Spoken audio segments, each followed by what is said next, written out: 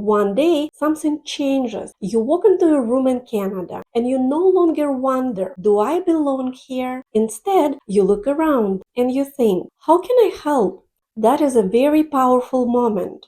It means you're moving into a new stage of your immigrant journey, the mastery stage. By the end of this video, you will know how to recognize your inner strengths because of your immigrant journey. I call this your invisible capital. You will also learn 5 simple ways to keep growing, contributing, and giving back to your career, your confidence, and your community life.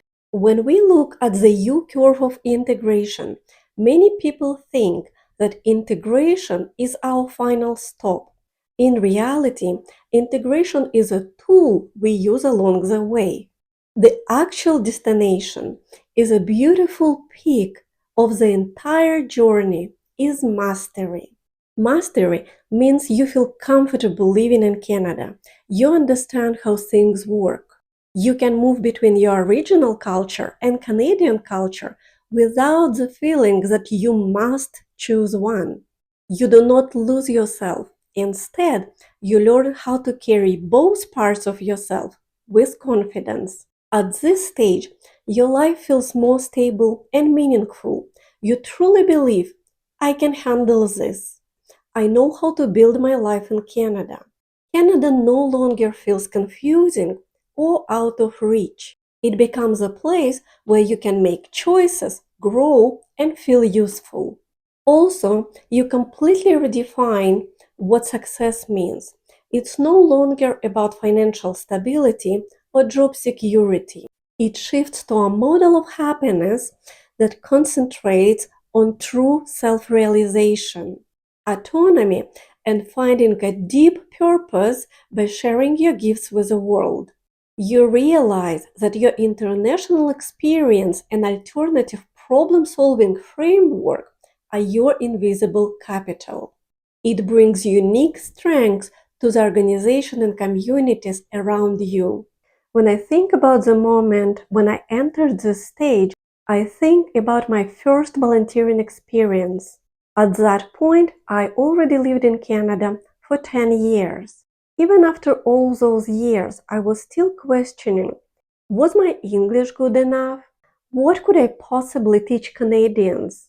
Working with adults felt intimidating, so I never considered volunteering. At that time, my daughter was about 10 years old and she wanted to join a scout group. I found a wonderful local group and every week I drove her to the meetings. The meeting lasted about 2 hours, and if you lived in Canada, you know how it works. By the time you go there and back, the whole evening is gone. So I was just waiting for her meetings to end. One day, I was chatting with Scout leader. She looked at me and said, I'd love some help. I'm running everything by myself here. I said yes. At the beginning, I wasn't leading anything. I was just helping. It felt safe. But then something interesting happened. I found myself designing meeting plans, organizing the whole year of activities, arranging camping trips, coordinating all volunteering projects, and helping to shape experience for all these girls in the group. Somewhere along the way, I stopped thinking, am I useful?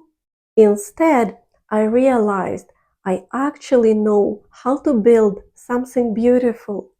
There was also another rewarding part that I wasn't expecting. It was watching my daughter. She was incredibly proud that her mom is one of the scout leaders. That experience eventually led to the event I would never have imagined would happen when I arrived in Canada. We traveled to France with 12 girls to participate in Eurogym, one of the largest international scouting events. I'll tell you that story another day. Looking back, I realized that volunteering gave me something much bigger than leadership experience. It gave me permission to see myself differently. I wasn't just someone who successfully settled in Canada. I had become someone who could contribute to it. How do we go from living in Canada to becoming someone who shapes the community? I believe you can make it happen through 5 simple contributions. I want you to remember this. Mastery is not about being perfect. It doesn't mean to have perfect English, having a perfect job, knowing every Canadian tradition. Mastery means you keep learning, you keep contributing, you keep becoming more and more yourself in your new home. Here are 5 contributions that help immigrants to move from belonging to truly shaping the community. Let's make it practical. Contribution 1. Never stop being a student of Canada.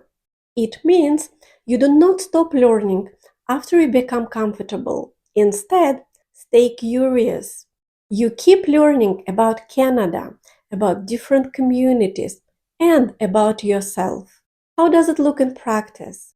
Make an effort to learn about Indigenous history.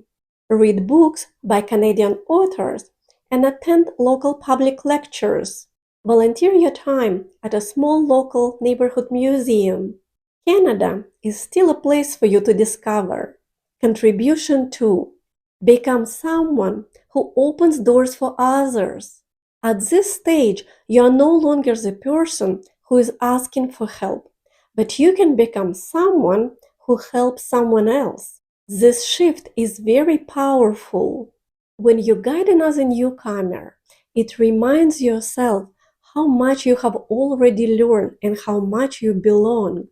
Actively step into the role of mentor or cultural navigator for those people who are still at the lower part of your curve of integration.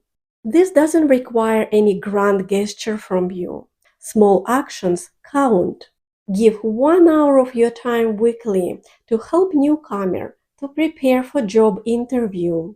Help an immigrant teenager to find volunteering so they can fulfill their high school diploma requirements. Sit down for a conversation with a newcomer to discuss networking opportunities, or simply spend time helping someone to practice their English.